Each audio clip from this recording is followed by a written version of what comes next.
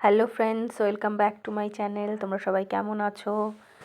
আশা করছি সবাই খুব ভালো আছো। আজকে চলে এসেছি একটা নতুন ভিডিও নিয়ে। দেখো মিনু এখানে মাছগুলো নিয়ে বসে পড়েছে কাটতে।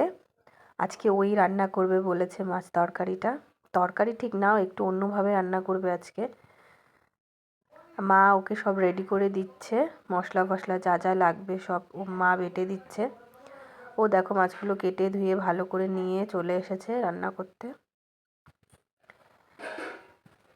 দেখো মাছগুলো কড়াইতে দিতে কি অবস্থা, দেখো তেল ফেল ছিটকে একদম চারিদিকে কত দূরে দূরে চলে আসছে তেলগুলো ছিটকে। ও ভয়ে এক লাফে উঠে চলে এসছে এইদিকে। আমি তো ভাবলাম আজকে মাছ ভাজাই বোধহয় হবে না, মাকেই বসতে হবে রান্না করতে। তারপর দেখলাম যে না, ওই করছে আস্তে আস্তে দূর থেকে। দেখো কীরকম ভয়ে ভয়ে খুন্তি দিয়ে নাড়ছে। জানি না এতগুলো মাছও কী করে ভাজবে। এদিকে দেখো মা এদিকে মশলা বাটছে, এখানে জিরে, তারপর যা যা মশলা লাগবে সব নিয়ে নিচ্ছে। তারপর দেখো আদা বেটে নিচ্ছে। দেখো এদিকে কি অবস্থা, অনেক কষ্ট করে দুটো তিনটে মাছ ভেজেছে আবার দিয়েছে। এদিকে দেখো মাছের যা মশলা লাগবে সব বেটে দিচ্ছে ওকে। আদা রসুন জিরা সব এগুলো বেটে দিচ্ছে। তারপর দেখো পেঁয়াজ নিয়ে নিল, পেঁয়াজও বেটে দেবে। ওইদিকে দেখো ও তিনটে মাছ দিয়ে কড়াইতে দিয়েছিল, ওগুলো অনেক কষ্ট করে ভেজেছে, আবার কোথায় চলে গেছে। তারপর দেখো লঙ্কা বেটে দিচ্ছে, কাঁচা লঙ্কা।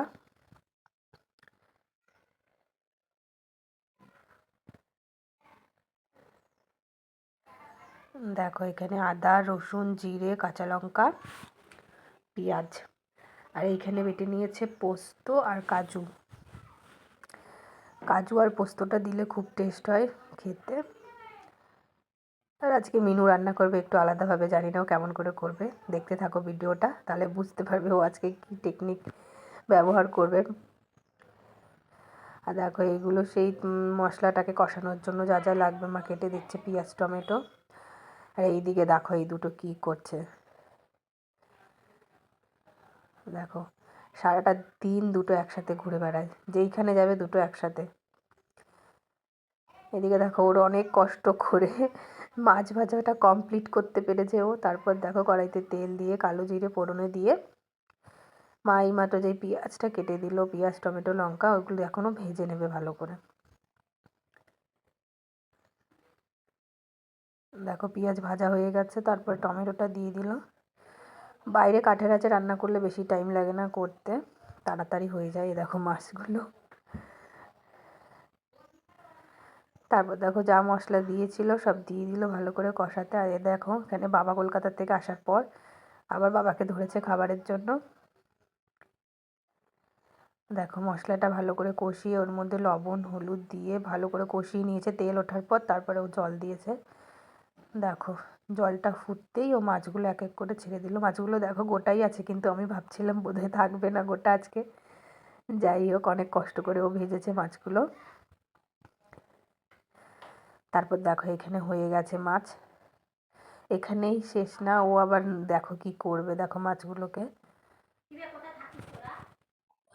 ও দেখো দুটো লেয়ার দিয়ে মাছ তরকারিটা কমপ্লিট করবে। রেসিপিটা ওর ওর স্পেশাল রেসিপি।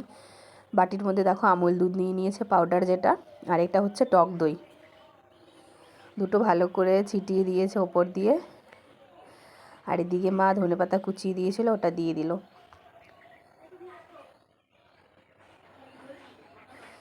তারপর দেখো কড়াইতে বাকি যেই মাছগুলো ছিল ওইগুলো সেইভাবে পরপর সাজিয়ে দিল। সেম প্রসেস, আমুল দুধের গুঁড়ো, তারপর টক দই, তারপর ধনেপাতা।